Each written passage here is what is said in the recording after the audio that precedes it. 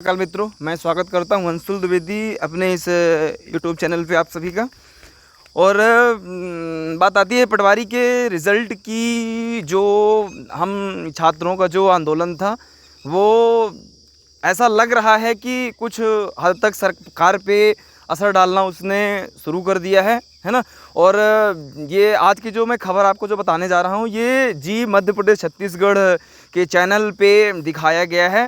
और ये घटना सच्ची है, मतलब सही घटना है।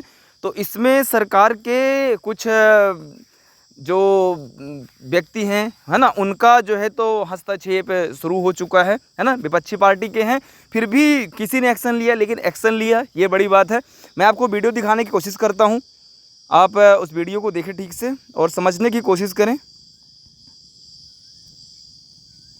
की शुरुआत इस वक्त की सबसे बड़ी खबर के साथ कर रहे हैं।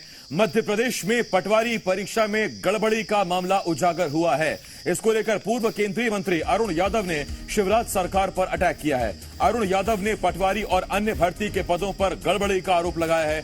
ग्रुप 2 और सब ग्रुप 4 के रिजल्ट पर भी सवाल उठाए गए हैं। मेरिट लिस्ट जारी कर अरुण यादव ने पूछा है कि 10 में से 7 टॉपर्स ग्वालियर के एनआरआई कॉलेज के हैं, ये कैसे हो सकता है। एनआरआई कॉलेज में जिन अभ्यर्थियों का सेंटर आया, उनमें 1000 चयनित हुए, जबकि पूरे प्रदेश में 9000 अभ्यर्थी चयनित हुए हैं। एक ही सेंटर से इतने टॉपर्स का आना घोटाले की तरफ इशारा करता है।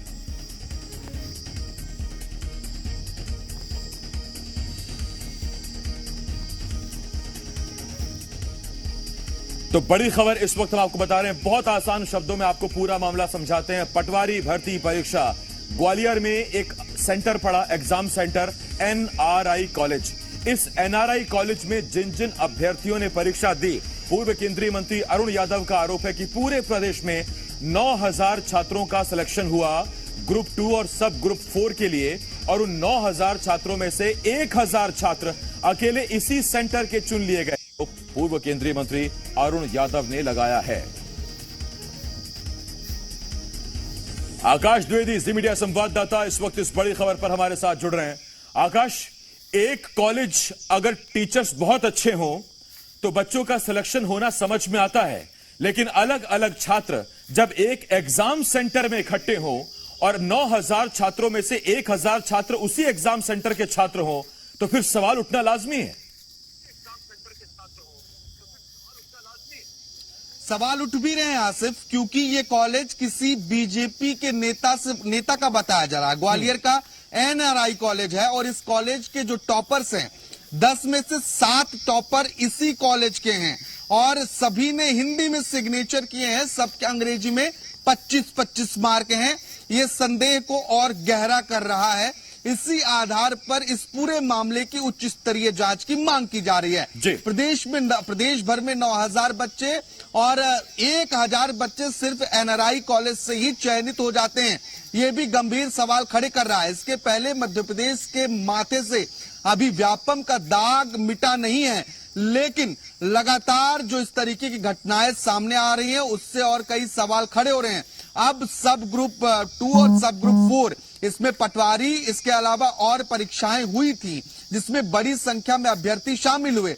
और इस कॉलेज में जिन छात्रों का सेंटर गया है, उनकी अगर आप मार्कशीट देखेंगे तो सबकी जो साइन है वो हिंदी भाषा में की गई है और सभी 10 टॉपर में से 7 टॉपर इसी कॉलेज के पाए जाते हैं। आखिर ऐसा क्या था यहाँ पर, ऐसा क्या हुआ कि सब यहीं से टॉप कर गए? ये तमाम बड़े सवाल खड़े हो रहे हैं और कांग्रेस ने ये कहा है कि व्यापम का नाम बदल देने से दाग नहीं मिटने वाला है। इस मामले की भी उच्च स्तरीय जांच कराई जानी चाहिए, क्योंकि इस मामले में भी घोटाला हुआ है और आरोप तब और संगीन हो जाते हैं जब कॉलेज किसी बीजेपी नेता का बताया जा रहा हो, क्योंकि लगातार कांग्रेस इस मामले को लेकर छानबीन कर रही है और अलग अलग अभ्यर्थियों के प्रवेश पत्र भी निकाले गए हैं। मेरिट लिस्ट के आधार पर कई सवाल सरकार से पूछे हैं। आकाश, क्या संभावनाएं नजर आती हैं? पर्चा लीक हुआ था और वो सिर्फ उसी कॉलेज के अभ्यर्थियों तक पहुंचा। उस कॉलेज में जो अभ्यर्थी पहुंचे थे उनको खुलकर नकल कराई गई या नकल करने की छूट दी गई, या कोई और वजह निकलकर सामने आ रही है? देखिए, प्रथम दृष्टया यही दो कारण समझ में आते हैं आसिफ। या तो पेपर लीक हुआ जो इन्हीं अभ्यर्थियों तक पहुंचा, या फिर अन्य परिस्थितियों में किसी न किसी तरीके से जो बच्चे उस कॉलेज में एग्जाम देने पहुंचे थे उनका कॉलेज प्रबंधन ने साथ दिया। अगर ये आरोप जो पूर्व केंद्रीय मंत्री अरुण यादव लगा रहे हैं वो सही है तो। हालांकि ये तमाम बातें जांच के बाद ही स्पष्ट हो पाएंगी। अब ये मांग की गई है तो देखना होगा कि शिवराज सरकार कब तक इस पूरे मामले मैं की लौट जांच रहा हूं कराती है। आकाश आपके पास। इस वक्त कांग्रेस संचार प्रमुख के मिश्रा जी हमें ज्वाइन कर रहे हैं। के मिश्रा जी, मेरा पहला सवाल सीधा आपसे है और सवाल यही, ऐसा कैसे हो सकता है कि एक कॉलेज जो एग्जाम सेंटर बना वहां शामिल हुए 1000 बच्चे सिलेक्ट हो गए ग्रुप 2 और सब ग्रुप 4 की परीक्षाओं में? क्या संभावनाएं आपको नजर आती हैं सर? आप मध्य प्रदेश के संदर्भ में बात कर रहे हैं जी। और मध्य प्रदेश में आपको जितनी आशंकाएं हैं, जो अरुण यादव जी ने कहा वो सिर्फ एक ही सब्जेक्ट में नहीं है। आप जिस पर भी आशंका व्यक्त करेंगे तो सही पाई जाएगी। यहाँ सब कुछ हो सकता है जी।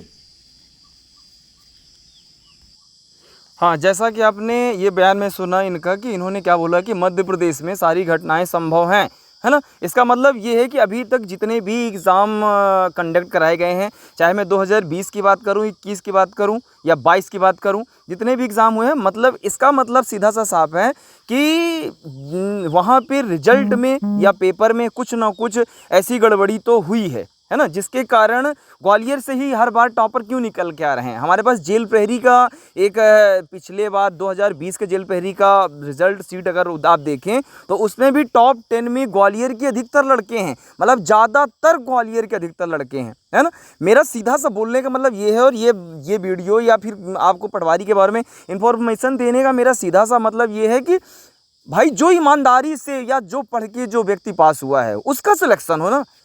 जो फर्जीवाड़ा करके, जो पैसे दे के जो पास हुआ हो, वो इस सीट का वास्तविक हकदार नहीं है और उनके खिलाफ ये जांच होना चाहिए। और हम सभी युवाओं को, हम सभी स्टूडेंट को, जितने भी हैं सभी को मिलके अगर आपस में अगर एक दूसरे का साथ देके अगर इस आंदोलन में अगर हम भागीदारी अपना कर सकते हैं तो निश्चित रूप से इसकी उच्च स्तर पे जांच होनी संभव है और होगी।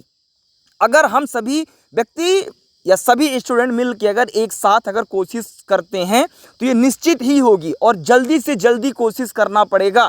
सभी को साथ मिल के ये आवाज़ दबनी नहीं चाहिए, क्योंकि 17 अगस्त से पटवारी का जो है तो डीवी होने का मतलब डेट भी जारी हो गया है। इसका मतलब ये है कि सरकार तुरंत इनको जो है तो ज्वाइनिंग देना चाहती है, तुरंत इन पे जो है तो एक्शन लेना चाहती है ना। तो हम सभी को जो है तो ध्यान देना है और जितना ज़्यादा से ज़्यादा हो सके लोगों को इस बारे में अवगत कराएं। ठीक है, चलिए ठीक है, जुड़े रहिए, ऐसी जानकारियों के लिए आप जुड़े रहिए मेरे साथ। तब तक के लिए धन्यवाद।